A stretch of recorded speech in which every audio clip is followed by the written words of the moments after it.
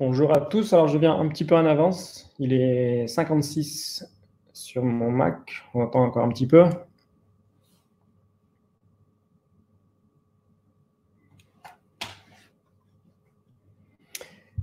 Vous êtes déjà beaucoup à vous connecter, je vois, super.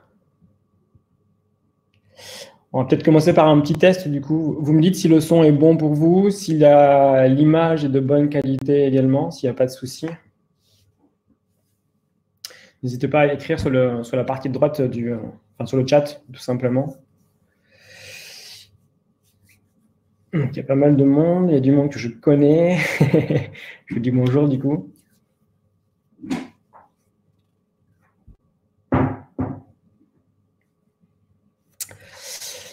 Bonjour à tout le monde, ceux que je connais et ceux que je ne connais pas. Ravi de vous rencontrer et de vous revoir pour certains. Ok, son, image, on est pas mal. Je vais vous présenter du coup le programme de la soirée. On a 3/4 d'heure, 1 heure, si on dépasse un petit peu le temps, pour faire le point sur la préparation mentale. Donc, j'essaye de vous expliquer en étant le plus clair possible sur ce que c'est, comment ça marche, à quoi ça sert, auprès de qui. Combien de temps ça dure, tout ça. Je vais essayer de faire le topo le plus précis possible pendant un petit quart d'heure. Juste avant, je vous dirai quand même qui je suis et qui est Focus. Qu'est-ce que Focus, l'école de préparation mentale, même si le nom est assez explicite. Et on terminera par des questions-réponses. Je vous dirai, vous me direz quelles sont vos questions sur le fil, du coup, sur le forum, et puis j'essaierai de répondre en complément. Et je pense que c'est très important que vous participiez parce que je peux vous faire un speech d'1 heure si vous voulez sans m'arrêter, mais c'est mieux si vous participez et que je réponde du coup exactement à vos attentes et à vos questions. Donc surtout, n'hésitez pas à participer, à envoyer des messages, à me dire quand c'est pas clair aussi. Hein. Des fois, je parle vite ou pour moi c'est logique, donc je vais très vite sur l'explication. Et si c'est trop rapide, vous me dites et je m'arrête et on reprend ensemble l'explication.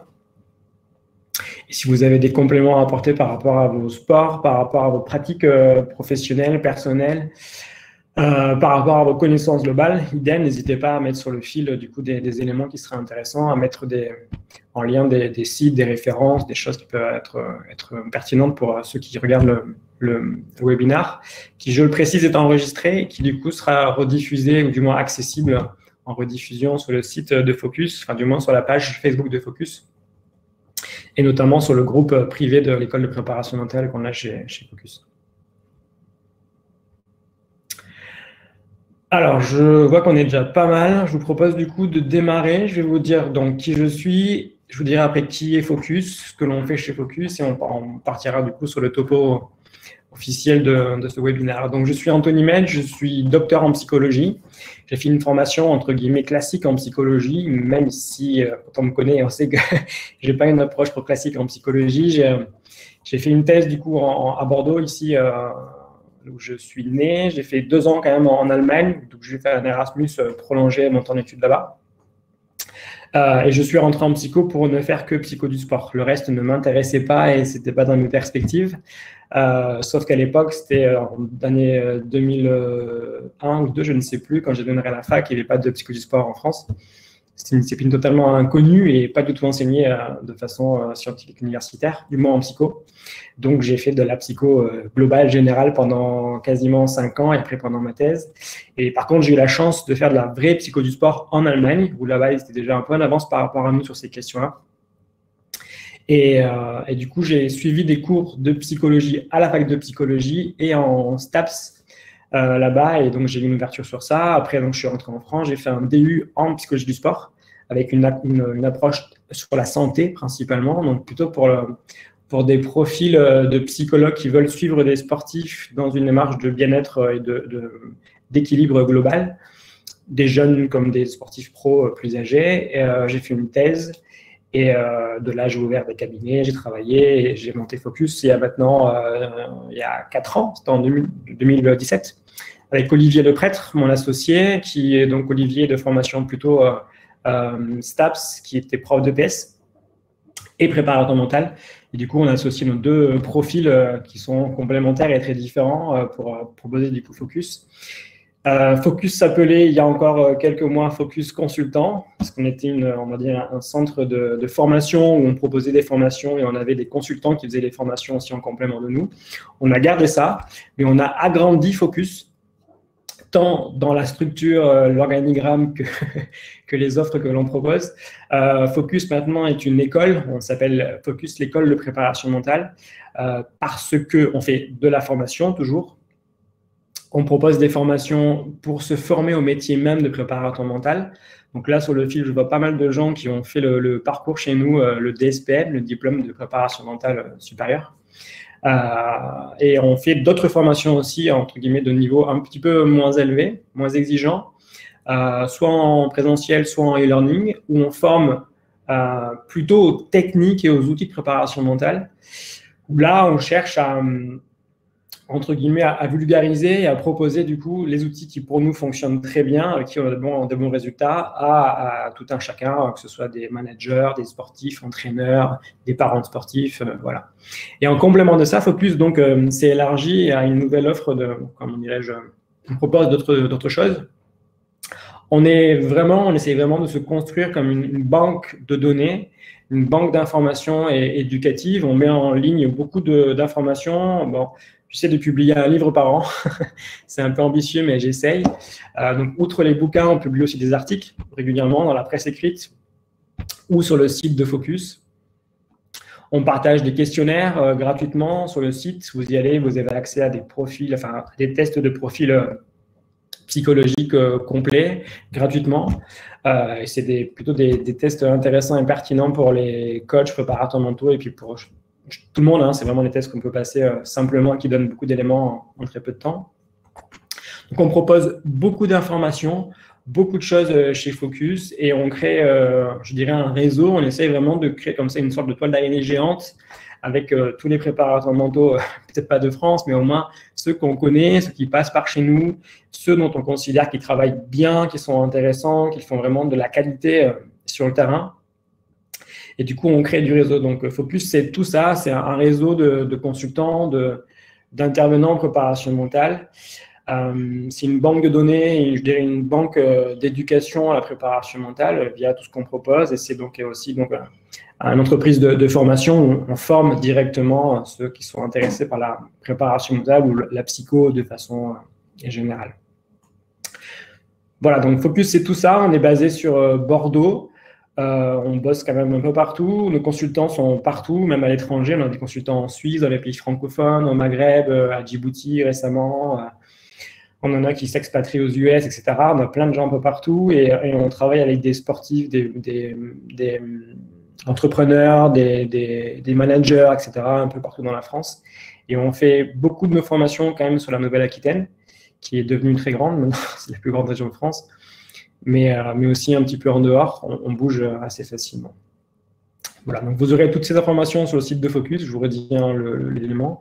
Et vous avez aussi beaucoup d'éléments que l'on partage, on dirait un peu en mode plus confidentiel, sur le groupe de Focus sur Facebook, qui s'appelle Focus, l'école de préparation mentale. C'est un groupe privé et qui donc est ouvert plutôt aux gens qui pratiquent la préparation mentale ou qui sont extrêmement intéressés par ça, qui l'étudient soit à la fac ou sur des formations privées.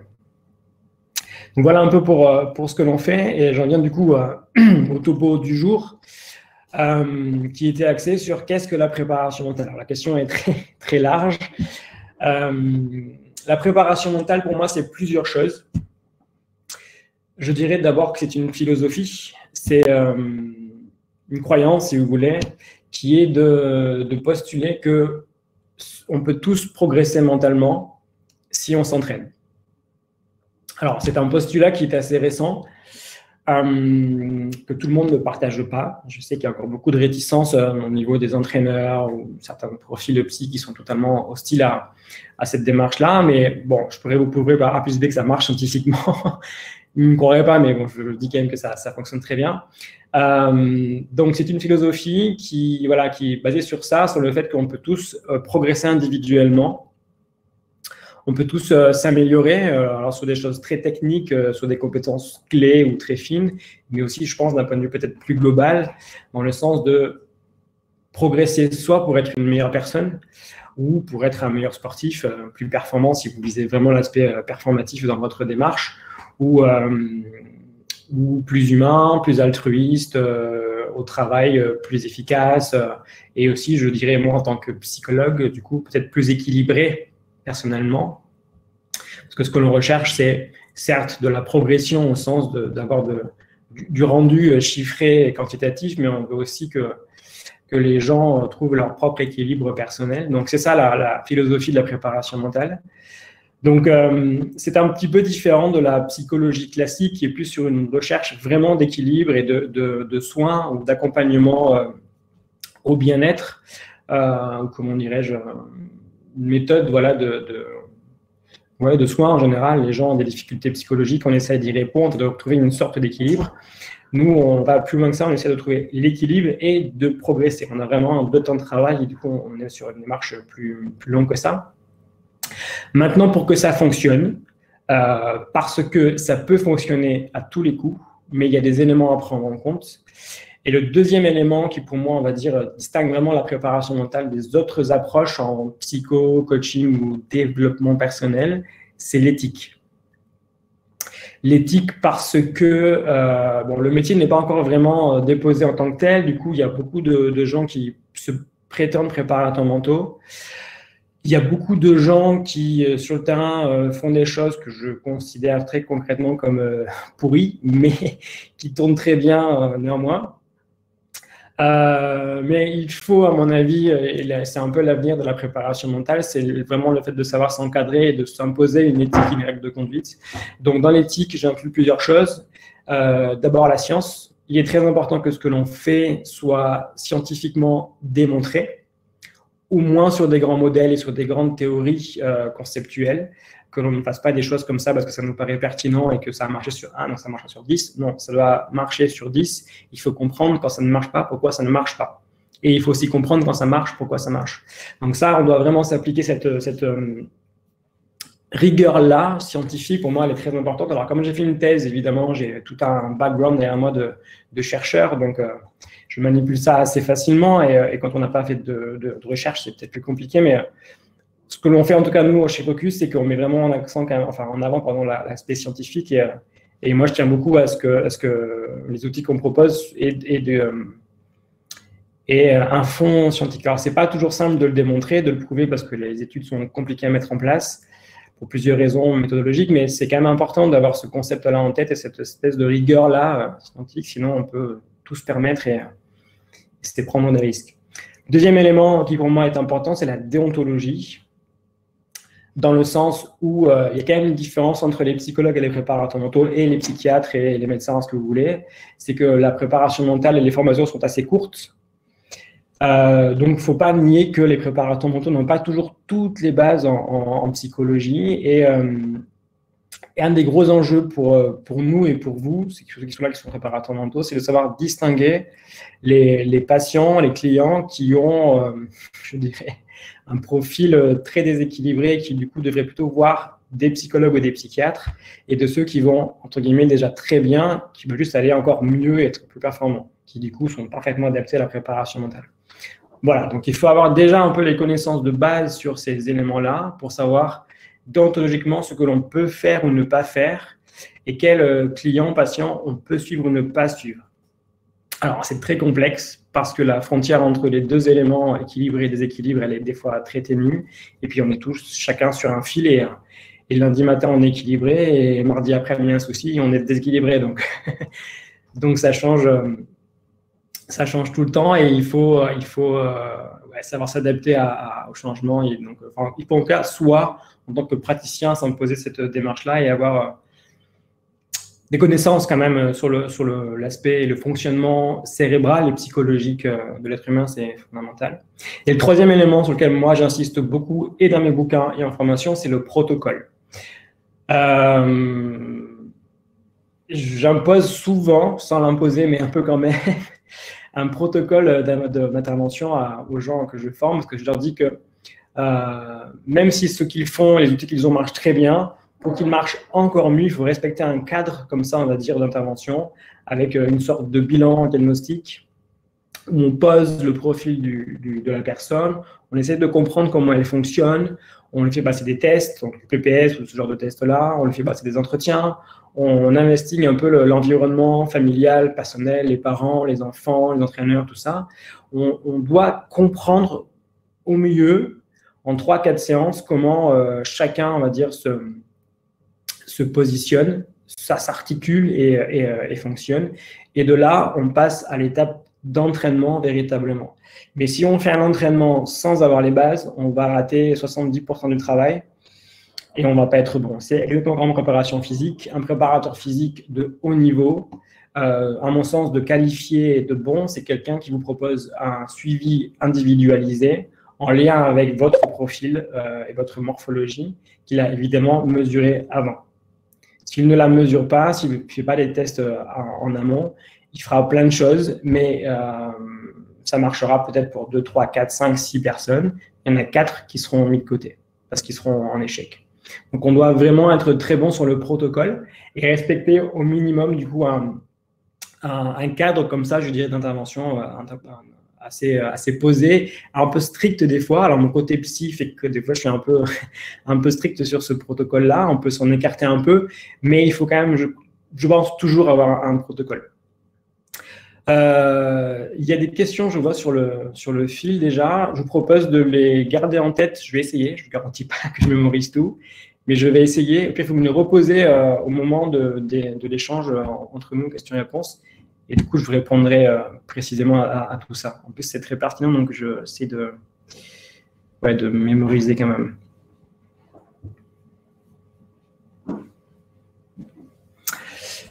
Ok, ensuite de ça, il y a un troisième élément qui, je pense, est la force de la préparation mentale, c'est que nous sommes une boîte à outils de fou, vraiment. On a une créativité assez folle en préparation mentale parce qu'on est vraiment sur le terrain. Du coup, on sait s'adapter quasiment à chaque situation, à chaque profil. C'est la base, mais surtout à chaque sport, chaque poste par sport et chaque technique par sport. Du coup, on est vraiment très, très fin dans l'analyse et dans la proposition d'outils et on crée plein de choses et c'est vraiment ce qui nous différencie du reste. Et je trouve que c'est vraiment la force de la préparation mentale. Moi, je voulais être franc avec vous. Donc, j'ai fait une thèse en psychologie et quand je suis sorti de ma thèse ou même de mon master, parce qu'en France, psychologue, c'est 5 ans d'études, pas forcément 8 ans, je ne savais rien faire. Voilà. Je savais créer des tests parce qu'en bon chercheur, je savais faire ça.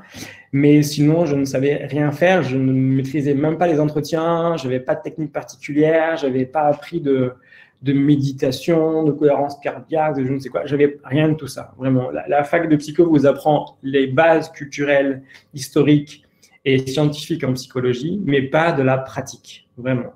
Et en préparation mentale, on fait pas tout l'inverse, mais on fait quand même beaucoup de pratique. En tous les cas, on met beaucoup l'accent sur l'aspect technique et pratique, notamment en formation chez nous.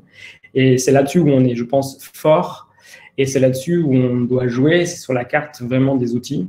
Et on peut créer plein de choses. Alors, pareil, on doit créer des outils qui sont en lien avec des concepts rigoureux scientifiquement, mais on peut avoir là-dessus une dose de créativité, de liberté d'action qui est vraiment importante. Et on est vraiment très créatifs. Les coachs sont un peu comme ça aussi. Les coachs en développement perso sont dans cette démarche-là aussi et ils ont des outils extrêmement intéressants. La PNL fait un petit peu ça aussi en très vulgarisé, mais c'est le même principe. Avec nous, la différence, c'est que du coup, nos outils sont adaptables dans quasiment tous les contextes, vraiment. Et chaque praticien, du coup, ayant son approche particulière, sa spécialité en tant que sport, que public, que tranche d'âge, tout ça, à chaque coup, peut-être pas on réinvente, mais chaque coup, on adapte les outils. Et du coup, on a plein de choses comme ça à proposer. C'est vraiment très intéressant. Et le quatrième élément qui, pour moi, comment dirais-je, distingue la préparation mentale d'autres métiers, c'est le côté humain. On est quand même sur un métier où on fait de l'humain, concrètement, que ce soit en groupe ou en individuel, et on doit avoir de l'expertise, de l'expérience, de la compréhension, de l'altruisme. Et à mon sens, c'est un bon préparateur mental, c'est quelqu'un qui respecte ces cadres-là philosophiques, éthiques, déontologiques, donc à des outils. Mais il doit aussi avoir une sorte de personnalité et de profil qui correspond aux besoins de ce métier-là, en fait. Il faut avoir vraiment de l'altruisme, il faut ressentir les gens, il faut être à l'écoute, être attentif, savoir détecter les petits détails qui, des fois, sont en fait très importants, qui révèlent beaucoup de choses du profil de chacun. Il faut être un caméléon, parce qu'il faut savoir changer d'environnement toutes les heures quasiment. Si vous travaillez avec du rugbyman, c'est très différent d'avec des golfeurs, et vous devez changer quasiment de tenue vestimentaire et d'accent, de sémantique, de langage pour vous adapter à la culture de ce nouvel environnement. Et c'est vraiment un jeu qui peut être fatigant à la longue, mais qui est très intéressant. Et donc, il faut avoir aussi une force caméléon, une force d'adaptation sociale très importante. Et c'est aussi un métier qui vous demande d'être agile intellectuellement, parce que, notamment si vous voulez travailler avec des sportifs de très haut niveau, ce qui, je sais, fait toujours un peu rêver, et il y a comme ça un côté un peu paillette ou un peu vraiment attractif. Ça l'est, mais c'est très fatigant, et surtout des profils de joueurs et d'athlètes qui sont très exigeants et qui attendent de vous beaucoup de choses, et vous devez être au niveau. Donc, vous devez leur répondre au niveau de ce dont ils ont besoin et à leur propre niveau à eux. Et il faut être bon, il faut avoir de la culture, il faut savoir s'adapter, il faut savoir argumenter.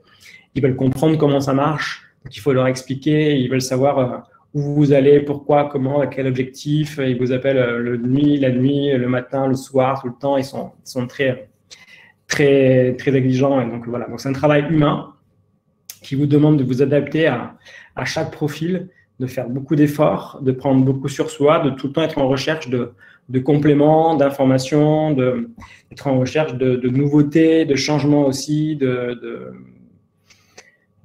culture. Il faut lire beaucoup, il faut s'informer beaucoup, il faut s'intéresser à beaucoup de choses, ça demande tout ça. Mais comme vous avez tout ça, après, vous faites le choix de travailler avec qui vous voulez. Alors ça, c'est aussi un de nos gros avantages, c'est que la préparation mentale, souvent, on la considère comme pour les sportifs.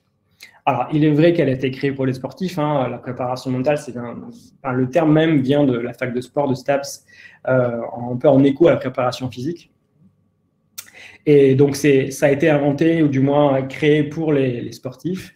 Et aujourd'hui, ce qui se passe, c'est un peu comme ce qui se passe aux USA, où là, on parle de performance psychology. On ouvre vraiment l'aspect psycho de la performance au champ large de la performance. En France, c'est pareil. Moi, dans mon cabinet, j'avais beaucoup de sportifs, vraiment. Je pense que la moitié de mes patients étaient des sportifs quand même. L'autre moitié, c'était des artistes. J'ai eu beaucoup de chanteurs à l'opéra, de danseurs, de musiciens. J'ai eu des entrepreneurs, des managers. Le management, c'est ouf. Franchement, on peut leur apprendre beaucoup de choses. Et l'entreprise, quand on intervient en formation, ils sont vraiment fans de ce qu'on propose, parce qu'on leur amène des outils que soit ils faisaient intuitivement, soit ils avaient le sentiment que ça pouvait être bon, mais sans trop le modéliser. Et nous, on amène tout. Et puis pour eux, c'est du pain béni. Donc ça marche très, très bien. On peut travailler avec des politiciens aussi. C'est pas facile, mais ils sont très en demande, notamment les politiciens un peu plus modernes qui veulent vraiment être dans le challenge, dans la progression, avec des carrières très courtes, donc il faut aller vite. On peut travailler avec tous ces profils-là, tous ces patients-là, tous ces clients, et c'est ce qui, je trouve, rend le métier intéressant, c'est la diversité même des gens avec qui vous travaillez dans des contextes pro très différents, et c'est aussi la diversité de leur profil psychologique. On doit tout le temps s'adapter, comprendre comment ils fonctionnent et qui ils sont pour travailler efficacement. Et ça, je trouve que c'est vraiment... Enfin, moi, j'ai adoré le faire. Alors, pour tout vous dire, je bosse presque plus maintenant en préparation mentale. Je me consacre vraiment beaucoup à la formation. Je garde quand même des suivis en préparation mentale avec 5-6 joueurs. Je ne garde plus que des sportifs pro maintenant en suivi, que j'ai connus déjà il y a longtemps, et du coup je les suis encore aujourd'hui parce qu'ils ont une démarche vraiment très élevée en termes d'exigence et de niveau sportif, et donc il y a toujours à travailler et toujours à peaufiner. Mais je n'ai plus de cabinet comme j'ai eu pendant 10 ans. C'est vraiment la fin d'un cycle très important. Et oui, donc du coup, je travaille plus beaucoup en préparation mentale. Je me consacre vraiment à la formation et quelques patients que j'ai, on travaille différemment. Je les vois beaucoup sur le terrain sportif, à l'entraînement. Je me déplace avec eux. On fait un travail qui est très pointu, carrément dans le niveau d'exigence et dans le niveau d'habileté que l'on travaille mentalement et sur le plan technique et qui est très individualisé. Voilà.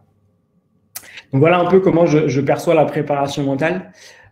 C'est tout ça, c'est ce mélange-là donc de philosophie, de vie quasiment, de pratique, de boîte à outils, d'approche éthique, déontologique, et donc un travail sur l'humain, ce qui est quand même fascinant, mais fatigant.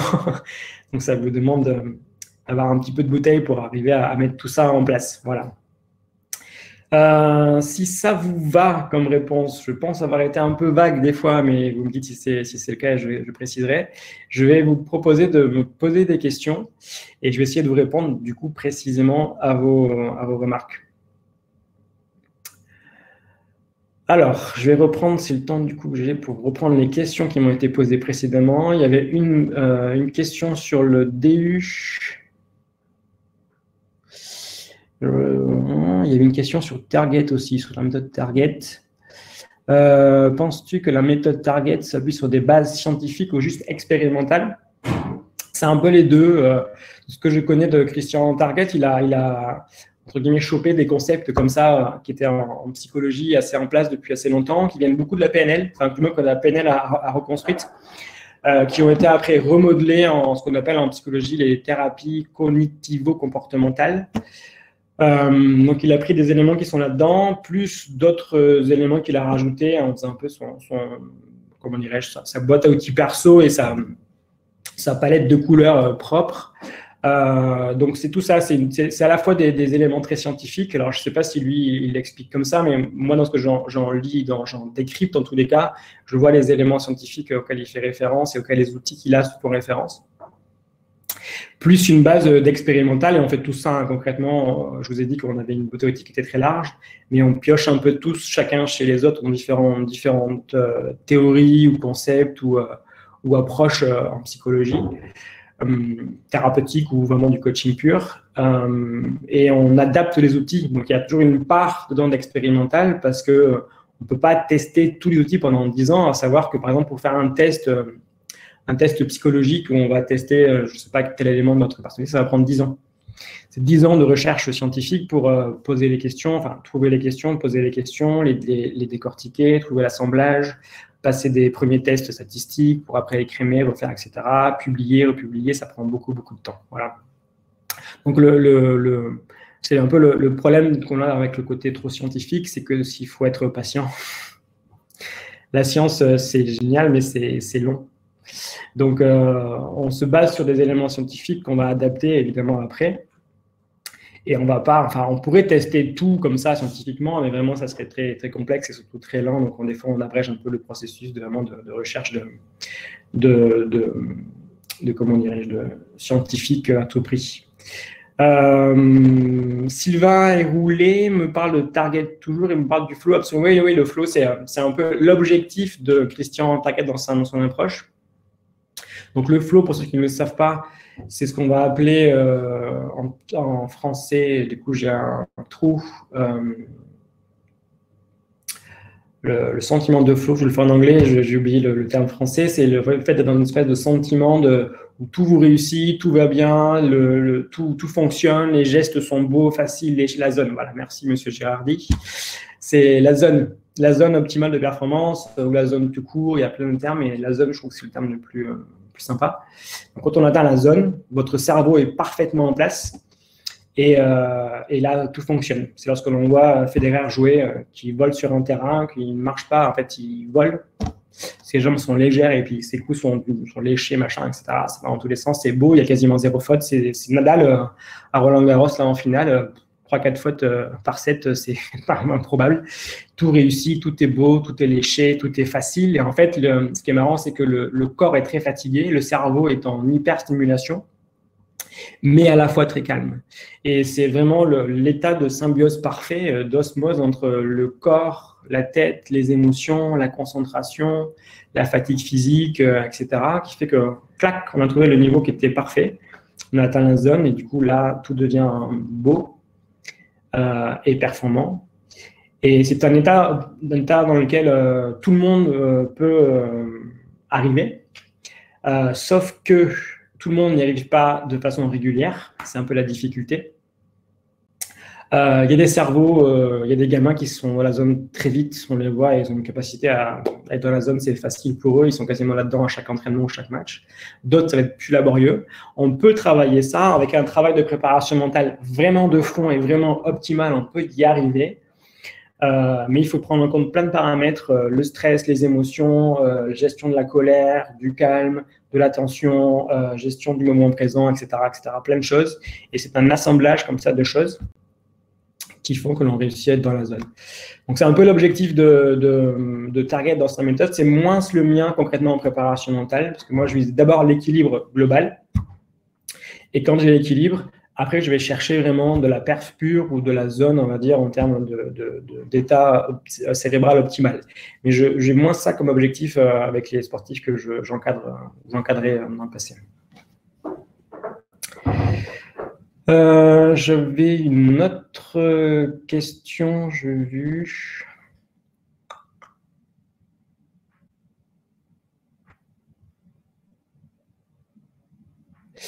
Quelle différence je fais entre coaching mental et coaching? Je ne fais pas grande différence, très franchement. Je ne suis pas expert en coaching, je n'ai pas fait de formation de coaching, entre guillemets, officielle.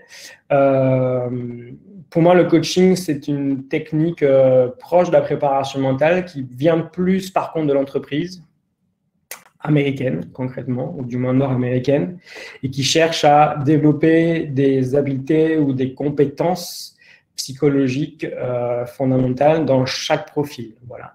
La grande différence qu'il y a entre eux et nous, quand même, c'est peut-être, je dirais, quand même le protocole. Je pense qu'ils sont moins cadrés que nous sur le protocole. Moi, je dis c'est 3-4 séances pour vraiment faire un bilan psy complet. Eux, ils démarrent beaucoup plus vite les suivis.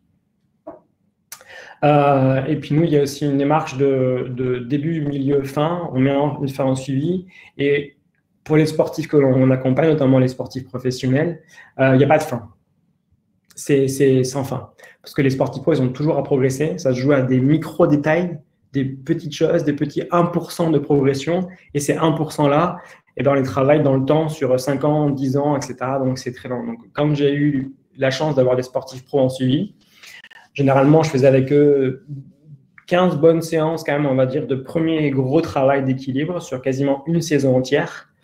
Et quand on devait poser ça, je leur disais, maintenant, c'est bon, tu rentres à la maison, tu es fatigué de moi et inversement. Et du coup, tu fais un peu comme tu l'entends. Et quand tu auras besoin de retravailler, tu me rappelles et on lancera un deuxième travail. Et ça se passait souvent comme ça. Donc, en préparation mentale, il y a évidemment une fin. On veut rendre évidemment les sportifs indépendants et autonomes, mais on peut aussi travailler sur du très, très long terme avec eux. Donc, vous avez Sébastien Claire qui fait des compléments à ce que j'ai dit là sur le coaching, qui pour le coup est un coach formé, qui aura des réponses, je pense, plus pertinentes que les miennes sur l'aspect coaching pur. Et sur la façon de travailler des coachs. Une des grandes différences, quand même, je pense aussi, c'est que les coachs viennent du secteur privé essentiellement, alors que les préparateurs mentaux ont quand même fait beaucoup de formations, généralement en STAPS et en psycho. Donc, ils ont des bases, on va dire, des bases scientifiques et psychologiques sur les profils des individus. Donc, ils ont moins de connaissances de terrain, mais ils ont une culture qui est plus sportive et plus psychologique que des coachs qui viennent plus du management et du travail, on va dire, d'entreprise. Manon me demande s'il est possible d'évoquer un peu les profils de personnalité et l'intérêt des profils. Alors, c'est une bonne question parce que du coup, j'ai du mal à exprimer. J'accorde pas beaucoup de place à la personnalité des gens avec qui je travaille. Non pas que ça ne m'intéresse pas, mais ça n'a pas beaucoup de chances d'évoluer. Je m'explique. En psychologie pure, on vous dira que passé 25 ans, vous avez telle personnalité, et vous n'allez presque pas en changer. Voilà, vous êtes introverti, extraverti et à 25 ans, et vous serez à 35 ans plus introverti ou plus extraverti. Vous êtes très curieux, ouvert sur l'art, la société, la philosophie, machin à 25 ans. À 50 ans, vous serez un peu plus curieux ou moins curieux. Et vous ne serez pas l'opposé. C'est quasiment, enfin, c'est très très rare en tous les cas, statistiquement. Donc, on ne s'intéresse pas beaucoup à la personnalité en préparation mentale parce qu'on ne peut pas la changer, globalement. On ne peut pas travailler beaucoup dessus. On peut voir si ou pas elle va avoir des conséquences sur l'aspect performance, sur la vie de groupe, et ça, il y en aura inévitablement. Et certains devront apprendre à être un peu moins ceci ou un peu plus cela quand ils sont notamment en sport d'équipe. C'est très important. C'est tout ce qu'explique par exemple Phil Jackson, l'entraîneur de basket de NBA, là, aux 11 titres NBA, dans sa biographie, qui pour moi, un des meilleurs bouquins de psycho du sport, c'est sa biographie, enfin autobiographie. Et il explique qu'il a demandé à des joueurs au caractère difficile comme Jordan ou Bryant, qui est décédé il n'y a pas très longtemps, de faire un effort de socialisation avec leurs partenaires parce qu'ils étaient totalement à la marge. Voilà. Donc, ce sont des joueurs au profil sociable pas très développé qui ont dû faire un travail, prendre sur eux pour, dans leur équipe, être un peu plus sociables. En dehors, ils n'étaient plus du tout, mais dans l'équipe, ils ont dû être. Donc là, on s'intéresse à ces profils-là, à leur caractère, parce que ça a de l'influence sur le groupe, mais sinon, on s'y intéresse très peu.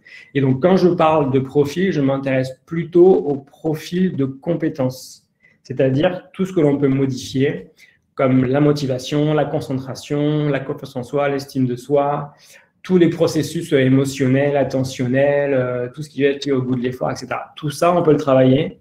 Et c'est là-dessus que nous, on met l'accent en préparation mentale. C'est sur des éléments dont on a les outils pour les faire progresser. Voilà, c'est là-dessus vraiment que nous, on veut mettre l'accent.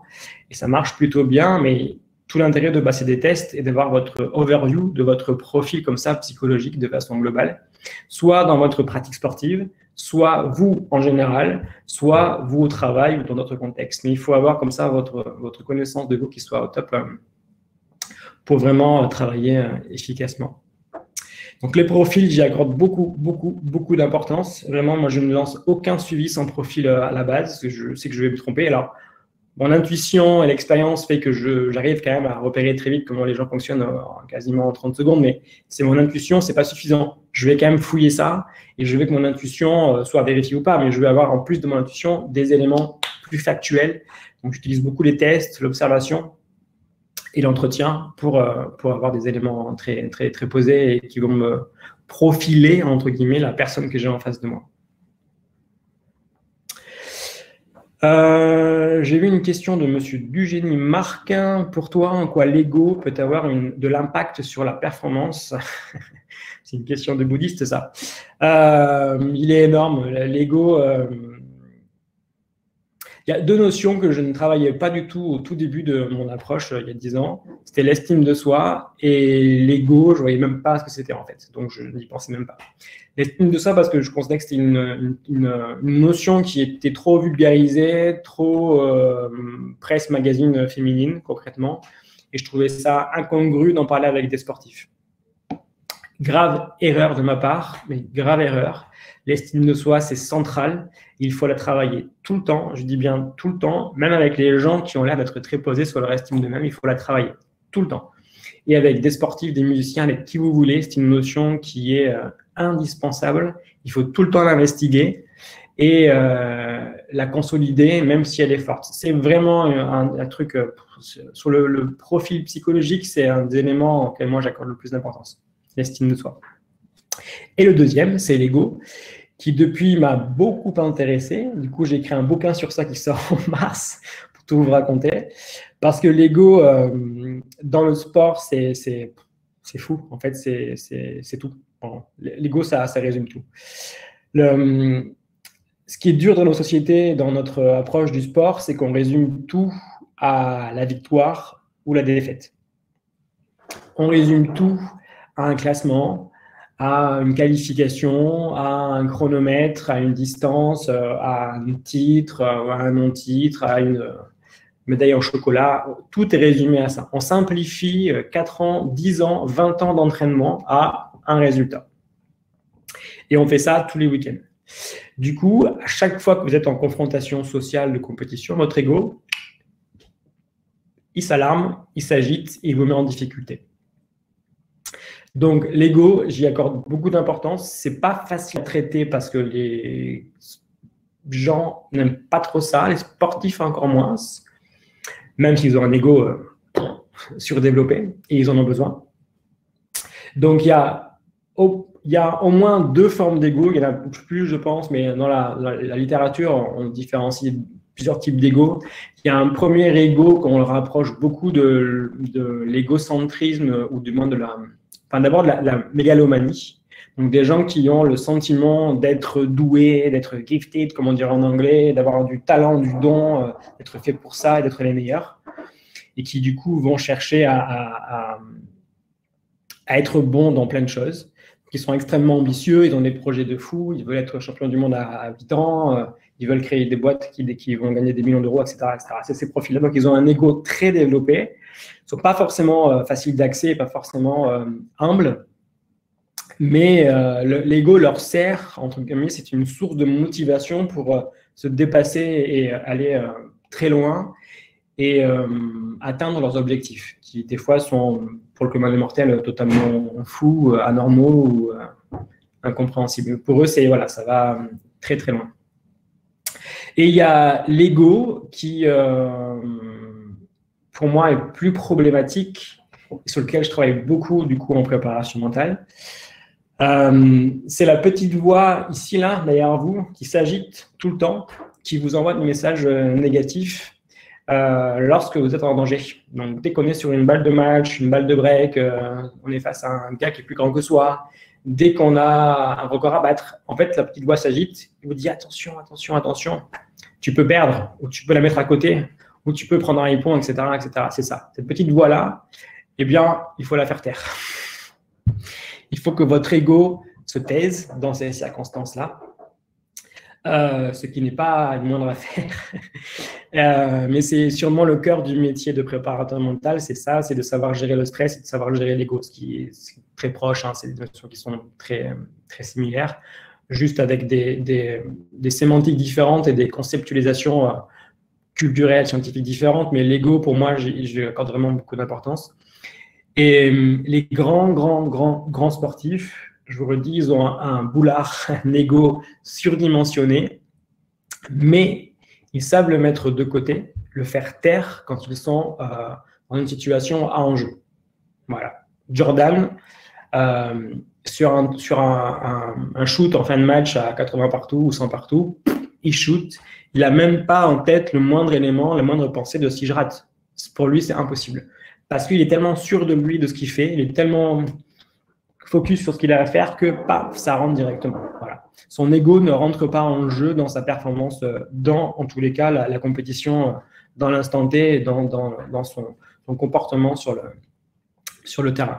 Donc ça, c'est vraiment, vraiment fascinant et c'est ce que les grands sportifs font très, très bien. Et si vous aimez comme moi Roland-Garros tous les ans, que ça soit diffusé en mai ou en septembre, c'est pour vous une observation grandeur nature de ce qu'est l'ego chez les sportifs. Vous voyez, je vais dire les Français, ce serait un peu caricatural, mais beaucoup de joueurs trembler, avoir la main qui tremble, c'est ce qu'ils appellent des mouilleurs en tennis. On dit qu'un mec qui mouille, c'est un mec qui tremble dès que la balle de match arrive ou dès qu'il doit conclure un point ou une phase, un set ou un match. Et bien ces joueurs-là, mouillent, ils tremblent parce qu'en fait leur ego a pris le dessus. Et du coup, ils n'arrivent pas à jouer tranquillement. Et ce qu'ils font à l'entraînement en mode jeu, en mode c'est du game, je m'amuse, c'est du dick et c'est juste, il y a sans enjeu, il y a juste le fait de frapper des coups tranquillement. En match, ça ne marche plus parce que l'ego, la petite voix qui est là, s'agite et leur fait perdre tous leurs moyens. Du moins, elle fait perdre toute l'automaticité du geste et le côté comme ça un peu léché, naturel de ce que je sais faire à l'entraînement. Donc, pour travailler l'ego, c'est vraiment un travail de longue haleine parce que il faut faire beaucoup de choses. Il faut d'abord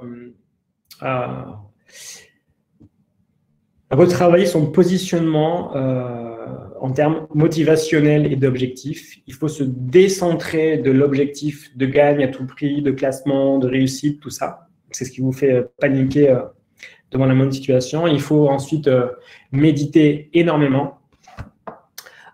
C'est en sens que je vous dis que c'est une question de bouddhiste, parce que les bouddhistes n'ont presque plus d'ego. Les bouddhistes, en tous les cas, visent l'annihilation de l'ego ou sa réduction quasiment à zéro. Donc, eux, c'est leur objectif quasiment d'un point de vue religieux ou spirituel.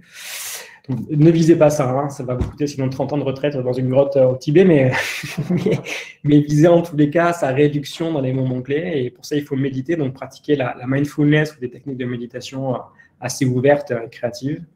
Et il faut travailler sa gestion des émotions dans l'ensemble et de l'attention. Donc, c'est vraiment un travail de fond. Ça marche très facilement parce que du coup, quand on comprend, paf, ça impacte tout de suite les résultats et ça amène de l'intérêt, un sentiment de réussite.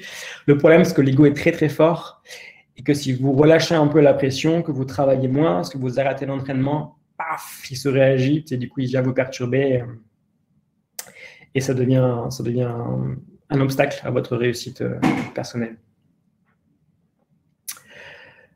Je vais prendre d'autres questions. Une question d'Augustin Lestel, du coup un tennisman que je connais bien. Et la gestion de cette petite voix passe par le travail des émotions, gestion de la concentration et par le travail fourni en amont qui donne la confiance en soi. Ouais, la confiance en soi, Augustin, ce n'est que la conséquence de tout ce que tu fais avant. Et souvent, on veut l'inverse, on veut de la confiance. Une des clés que tu dois et vous devez comprendre en préparation mentale, et je pense en psychologie générale, c'est que pour être confiant en soi, il faut travailler tout ce qui amène la confiance, c'est-à-dire le goût de l'effort, la concentration, l'attention, l'estime de soi, la motivation, etc., etc., etc. Et quand on bosse tout ça, qu'on a trouvé à son équilibre personnel, que l'on sait comment travailler chacune de ces habiletés-là, on a le sentiment d'avoir fait beaucoup d'efforts, d'avoir travaillé à l'entraînement, d'avoir progressé, la confiance, pam, elle arrive, comme par magie. Mais ce n'est que la conséquence du travail qui est fait en amont. Le gros danger pour les sportifs, c'est d'avoir une confiance qui ne se base que sur le résultat. Ça, c'est la mort absolue, c'est ce qui vous amène tous à la tristesse, la déception, la perte de plaisir dans votre sport. C'est de ne vous baser que sur le résultat, défaite, gagne ou nombre de points marqués et classement, c'est terrible, vraiment. La confiance, ça doit être vous qui la maîtrisez, clairement. C'est pas votre père, c'est pas votre mère, c'est pas votre entraîneur, c'est pas votre manager, c'est pas les résultats, c'est vous. Vous devez avoir la maîtrise totale de la confiance en vous, vraiment. Et ceux qui vous mettent dans une non-confiance, vous les éjectez et vous faites leur chemin sans eux, en fait. Mais vous ne devez pas dépendre des autres dans votre confiance. Ça, c'est aller terriblement à l'échec en tous les cas. Une question de Elisabeth Bréal, j'espère que je le prononce correctement, qui me demande faut-il s'y connaître en sport pour suivre la formation et prétendre à la certification préparatoire mentale?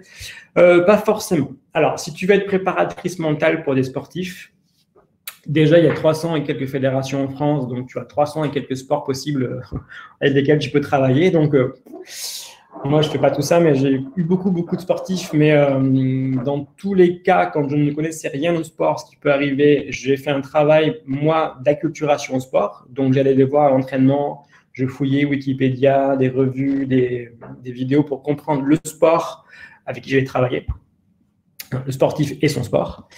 Maintenant, si tu ne connais rien au sport, ce n'est pas un problème. Ça va dépendre avec qui tu veux travailler, de ta créativité, de ton ouverture. Donc, si tu peux t'intéresser au sport, c'est bien. Si tu vises l'entreprise, que tu as une culture d'entreprise, ça marchera aussi très bien, etc., etc. Chez Focus, on a pour l'instant mis beaucoup l'accent sur la formation et les formations, on va dire, destinées aux gens qui aiment le sport en tant que praticien ou en tant que professionnel, donc entraîneur, manager, sportif en reconversion.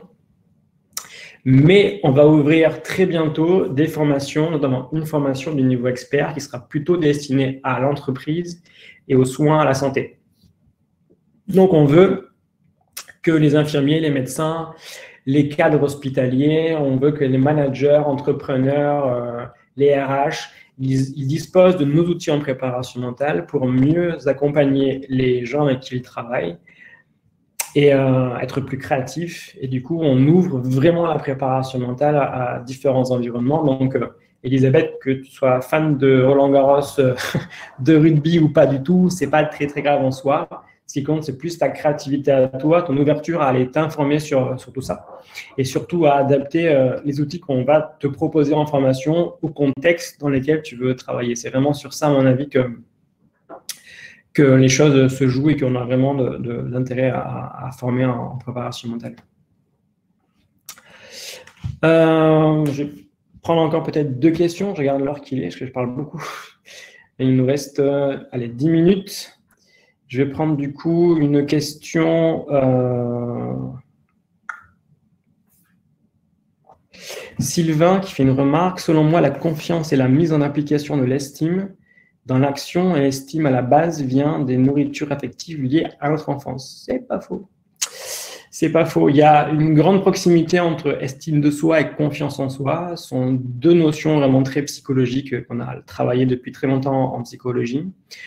Pour autant, ce n'est pas la même chose. Et il y a des gens qui ont confiance en eux, mais qui n'ont pas d'estime de soi très élevée. Il y a des gens qui ont une estime de soi très élevée et pas confiance en eux. C'est plus rare, mais ça peut exister. Donc, les 2 ne sont pas forcément corrélés. Je considère que l'estime de soi, en effet, elle vient beaucoup de l'enfance. Donc, si dans l'enfance, elle n'a pas été optimisée ou travaillée, il y aura un manque, forcément, mais on peut y répondre, on peut y pallier. C'est là qu'avec un vrai travail pour le coup, je dirais de psychologue, pas de préparateur mental, parce que pour moi, l'estime de soi, c'est vraiment la notion qui est au carrefour entre la psycho clinique et la préparation mentale. Avec un vrai travail de fond en psychologie, en suivi pour le coup psychothérapeutique ou un suivi vraiment très axé psycho, en tous les cas clinique, on peut avoir une estime de soi positive. C'est pour moi aucun problème de vous l'affirmer et de vous le prouver. Ça va prendre du temps, ça sera un peu douloureux aussi concrètement, mais on peut y arriver. Quand l'estime de soi est posée, après le reste, la confiance, ça vient aussi en complément. Mais le travail numéro 1, c'est l'estime de soi. Une question d'Elisabeth Bréal, toujours. La formation peut-elle nous former à remonter, entre guillemets, un sportif ou client en perte de vitesse, voire en contre-performance? Est-ce que les outils sont adaptés à la remise en selle ou à l'anticipation de l'épuisement? Alors, je ne sais pas si c'est des questions par rapport à l'équitation ou si ça n'a rien à voir, c'était juste des allusions. Mais oui, bien sûr, on fait même souvent ça. Moi, j'ai eu des sportifs en suivi qui étaient en équipe de France, puis plus rien, qui étaient au fond du seau. Et on a fait un travail, ils ont rempli l'équipe de France. Aucun problème. Vraiment, c'est des sportifs souvent qui sont très doués, qui arrivent, je dirais, avec le talent en fait, à percer, à être à ce niveau-là. Et puis un jour, le talent n'est pas suffisant, donc ils tombent, ou ils ont des faits de vie marquants, des difficultés, et donc ils n'ont pas la capacité à être bons comme il était avant, et ils ne savent plus comment faire. Et donc là, nous, on vient compléter ça, on vient du coup vraiment les entraîner mentalement, on vient les guider, les appuyer, et ça se passe plutôt bien, je dirais facilement. Mais il faut quand même avoir des bonnes bases en préparation mentale et avoir vraiment des éléments de maîtrise des profils psychologiques. Mais c'est récurrent, on fait quasiment que ça en fait en préparation mentale.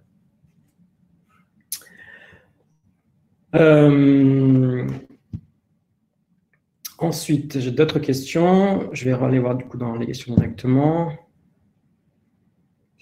Thibaut de Zutter, désolé pour la prononciation encore une fois.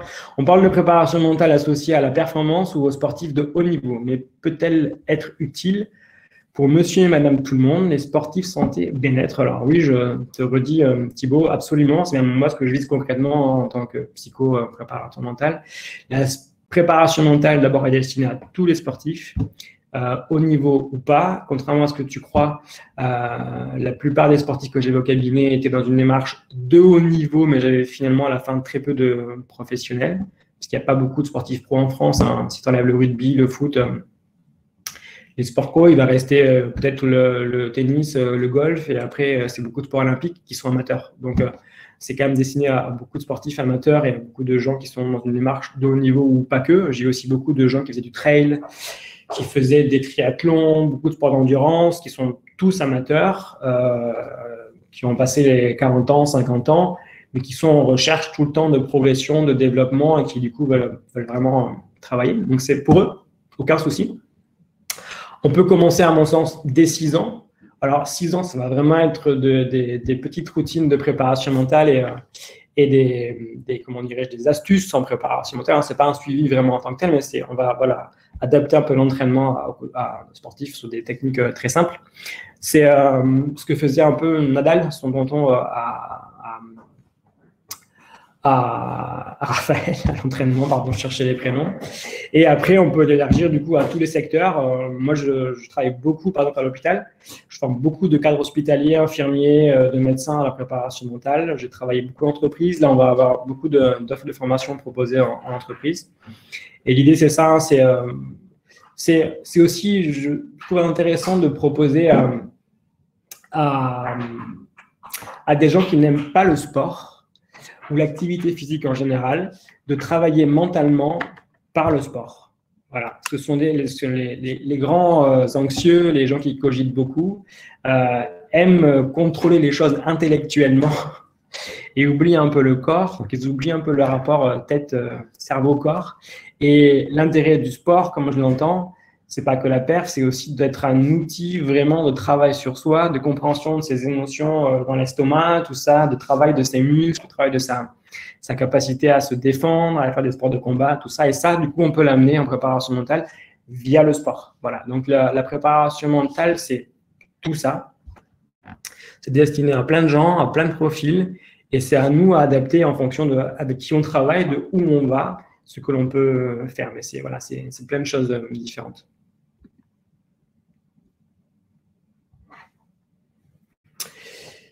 Je vais prendre encore peut-être 2 questions. Une question de Manon Cavalerie sur la dépendance du sportif vis-à-vis de son préparateur mental, les problèmes. Alors, les dépendances, si c'est au sport, je peux te répondre très précisément scientifiquement, parce que j'ai fait là-dessus un travail de recherche assez pointu.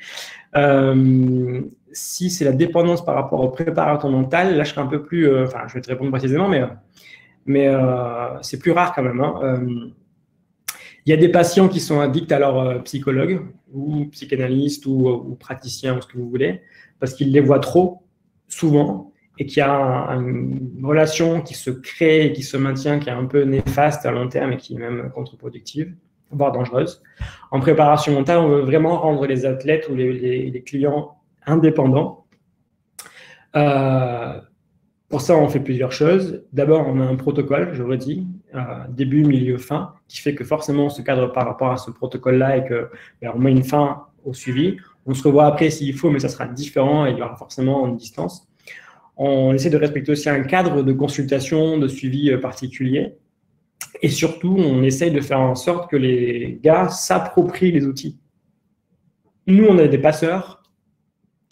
On aide à la compréhension des profils, on aide à expliquer les choses, à mettre du sens, du lien. On donne des outils, mais après, il faut que les sportifs s'approprient les outils. Alors, ce n'est pas toujours facile, mais normalement, on doit tendre tous vers ça. C'est un peu l'objectif.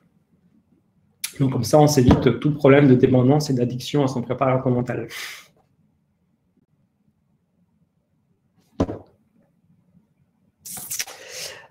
Du coup, dans ce prolongement-là, j'ai une question par rapport à la formation et l'accompagnement ou la supervision, pour savoir si quand on fait les formations chez nous, après, il y a un accompagnement en supervision pour garder la bonne distance client-patient. Est-ce que cela se fait dans le réseau de Focus, l'école de préparation mentale? La réponse est oui.